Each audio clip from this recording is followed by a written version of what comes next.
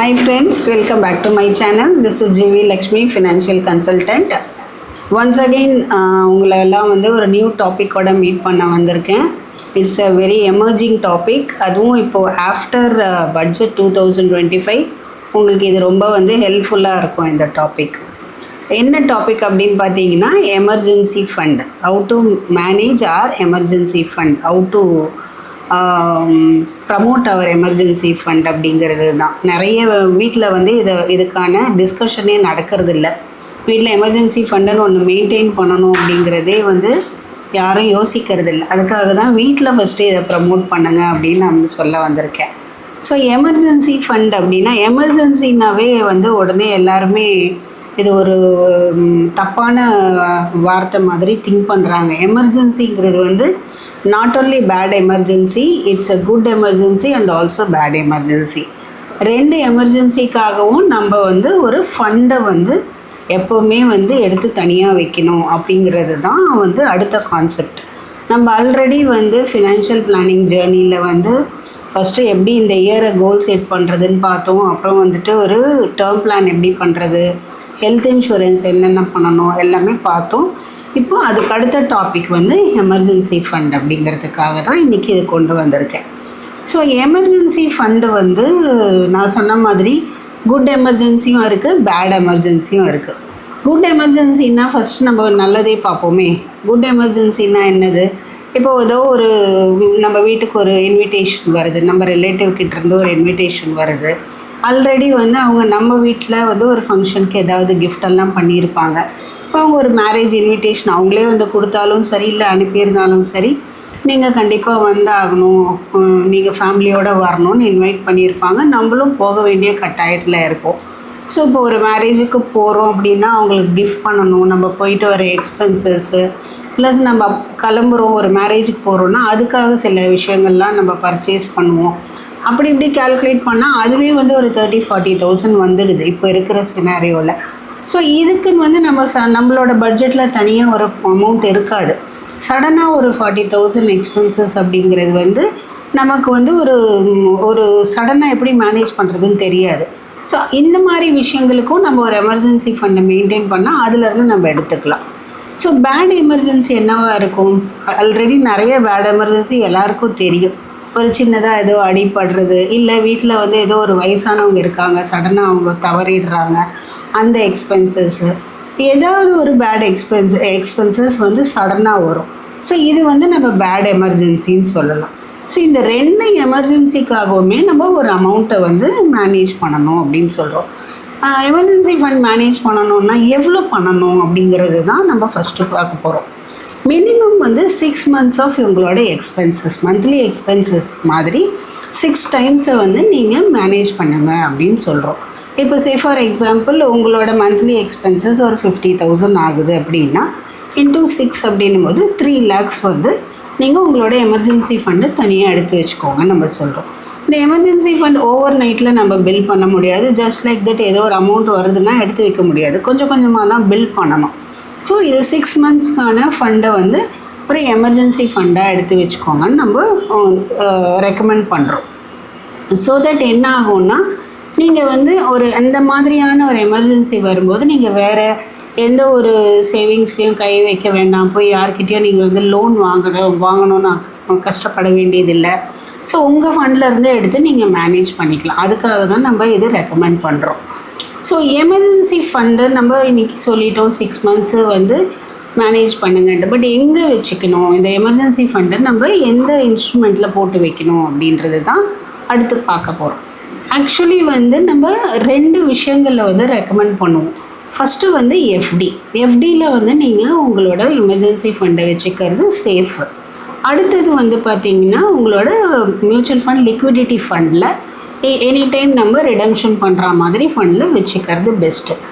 எதில் வச்சுக்கக்கூடாது அப்படின்னு பார்த்தீங்கன்னா நீங்கள் இப்போ இது கோல்டில் போடுறது, இல்லை ஒரு சின்னதாக ஒரு லேண்டு எங்கேயோ ஒரு அவுட்ஸ்கர்ட்ஸில் கிடைக்கிது, ஒரு 3 lakhsக்கு 4 lakhsக்கு ஒரு லேண்டு கிடைக்கிது, நான் அதை வாங்கி வச்சுக்கிறேன், வேணும்னா நம்ம அதை செல் பண்ணிக்கலாம். என்னென்னா உங்களுக்கே தெரியும் இன்றைக்கி லேண்ட்லாம் வாங்க முடியுமே தவிர அதை விற்கிறது ரொம்ப கஷ்டம், லிக்விடைஸ் பண்ண முடியாது.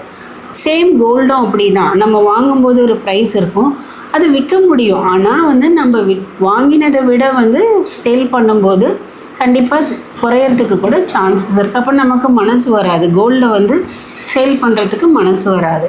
ஸோ அதனால் நம்ம இந்த மாதிரி 2 இன்ஸ்ட்ருமெண்ட் எஃப்டியும் அண்டு லிக்விடிட்டி மியூச்சுவல் ஃபண்ட்லேயும் மேனேஜ் பண்ணுங்க அப்படின்னு சொல்கிறோம்.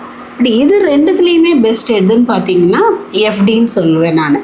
எஃப்டி எதுக்கு அப்படின்னா, நீங்கள் உங்களுக்கு ஒரு எமர்ஜென்சி உடனே பணம் வேணும்னா உடனே வந்து நீங்கள் உங்கள் எஃப்டியை பிரேக் பண்ணி உங்களோட சேவிங்ஸ் அக்கௌண்ட்டுக்கு கொண்டு வந்துடலாம். மேபி சம் சார்ஜஸ் இருக்கும், இருந்தாலும் நமக்கு உடனே லிக்விடிட்டி பண்ணிட முடியும். லிக்விடிட்டி ஃபண்டும் பண்ண முடியும். சம்டைம்ஸ் ஏதோ ஒரு சாட்டர்டே சண்டே வருது, ரிடம்ஷன் கொடுக்குறோம், 1 or 2 days லேட் ஆகுது அப்படின்னா அகெயின் நமக்கு கொஞ்சம் ஸ்ட்ரகிள் ஆகிடும். நம்ம அதுக்கு என்ன பண்ணலான்னா, இந்த ஒரு வேளை நீங்கள் இப்படி 3 lakhs எடுத்து வைக்கணும் அப்படின்னா ஒரு போர்ஷனை வந்து எஃப்டிலேயோ ஒரு போர்ஷனை வந்து நீங்கள் இந்த மாதிரி மியூச்சுவல் ஃபண்டு லிக்விடிட்டி ஃபண்ட்லேயோ வச்சுக்கிறது மூலமாக உங்களோட வந்து ப்ராப்ளம் சால்வ் ஆகும். இந்த மாதிரி விஷயங்களுக்கு எமர்ஜென்சி ஃபண்டை மெயின்டைன் பண்ணணும் அப்படிங்கிறதே நிறைய ஃபேமிலிக்கு தெரியாது. ஃபஸ்ட்டு உங்கள் வீட்டில் இதை பற்றி பேச ஆரம்பிங்க. சின்ன சின்ன விஷயங்களை வந்து நம்ம ஃபஸ்ட்டு ஸ்டார்ட் பண்ணுறது வீட்டில் இருந்து தான் பண்ணணும். இது நம்ம எமர்ஜென்சி ஃபண்டு மெயின்டைன் பண்ணலைன்னா என்ன ஆகும்? ஆட்டோமேட்டிக்காக நம்ம என்ன பண்ணுவோம், நமக்கு வந்து இருக்கிற ஏதாவது ஒரு லோன் போவோம், இல்லை ஜுவல் லோன் போவோம், இல்லை இருக்கிற சேவிங்ஸை வந்து பிரேக் பண்ணுவோம். இதெல்லாம் நடக்கக்கூடாது அப்படின்னா நம்ம எமர்ஜென்சி ஃபண்டு மெயின்டைன் பண்ணுறது ரொம்ப இம்பார்ட்டண்ட். எமர்ஜென்சி ஃபண்டு மெயின்டைன் பண்ணுறதை பற்றி நம்ம கிட்ட பேசும்போது என்ன சொல்லுவாங்க, மேடம் ஃபஸ்ட்டு ஏர்னிங்கு சேவிங்ஸுக்கே வந்து ரொம்ப கஷ்டமாக இருக்குது, எமர்ஜென்சி ஃபண்டு எங்கே மெயின்டைன் பண்ணுறது, ரொம்ப கஷ்டம், அதை பற்றி பேசுகிறதே எங்களுக்கு ரொம்ப கஷ்டமாக இருக்குது அப்படின்வாங்க. கரெக்டு தான், இல்லைன்னு சொல்லலை. பட் ஆனால் இன்றைக்கி வந்து ஒரு நல்ல நியூஸ் நம்ம வந்து கவர்மெண்ட்லேருந்து, இந்தியன் கவர்மெண்ட்லேருந்து அனௌன்ஸ் பண்ணியிருக்காங்க. அப் டு 12 lakhs வந்து நமக்கு டேக்ஸ் கிடையாது. 12 lakhs ப்ராக்கெட்டில் இருக்கிறவங்க ஆல்ரெடி பே பண்ணிகிட்டு இருந்த டேக்ஸ் வந்து இப்போ கிடையாது. உங்களுக்கு வந்து ஒரு அஃபிஷியலாக அவங்க வந்து ஒரு 60,000 கிட்ட சேவ் பண்ண முடியும். ஸோ அட்லீஸ்ட் அந்த மணியை வந்து நீங்கள் எமர்ஜென்சி ஃபண்ட் பில் பண்ணுறதுக்கான ஒரு முதல் படியாக எடுத்து வைங்க. இன்னொரு ரெக்கமெண்டேஷன் என்னன்னு பார்த்தீங்கன்னா, நீங்கள் எமர்ஜென்சி ஃபண்ட் பண்ணணுன்னா வீட்டில் ஒருத்தரோட இன்கம் இருக்குது அப்படின்னும் போது தான் ரொம்ப கஷ்டம். இன்னொருத்தரோட இன்கம் இல்லை, வந்து அவங்க ஹவுஸ் ஒய்ஃபாக தான் இருக்காங்க அப்படின்னா நீங்களே வந்து இப்போ வந்து நிறைய வந்து சைடு ஹசல் அப்படின்னு பேசுகிறாங்க. சைடு ஹசல்னால் ஏதாவது ஒரு இன்கம் வந்து அவங்க சைடில் பண்ணுறது. ஆல்ரெடி ஜாபில் இருப்பாங்க, சைடில் ஏதாவது ஒரு இன்கம் ஜென்ரேட் பண்ணுறது. இல்லை வீட்டில் இருக்கிற உமனே வந்து சின்ன சின்ன விஷயங்கள், சின்ன சின்ன பிஸ்னஸ் பண்ணி ஏதாவது ஒரு அமௌண்ட்டை வந்து அவங்க இன்கம் பண்ணுவாங்க. End of the day emergency fund வந்து உங்கள் மணி தான், உங்களுக்காக தான் நீங்கள் சேர்த்து வைக்கிறீங்க. இது நம்ம யாருக்கோ கொடுக்க போகிறதில்ல, உங்களோட நீடுக்கு உங்களோட இதுக்கு தான் நீங்கள் அதை ஸ்பெண்ட் பண்ண போகிறீங்க. நீங்களோ இல்லை உங்கள் லைஃப் பார்ட்னரோ யாராவது ஒருத்தரோட அமௌண்ட்லேருந்து ஒரு சின்ன போர்ஷன் அதில் எடுத்து வைக்கும்போது அது உங்களுக்கு ரொம்ப யூஸ்ஃபுல்லாக இருக்கும். செகண்டரி, எமர்ஜென்சி ஃபண்ட் நீங்கள் இயர் ஆன் இயர் வந்து இன்க்ரீஸ் பண்ணிக்கிட்டே போகணுன்றதும் அவசியம் கிடையாது.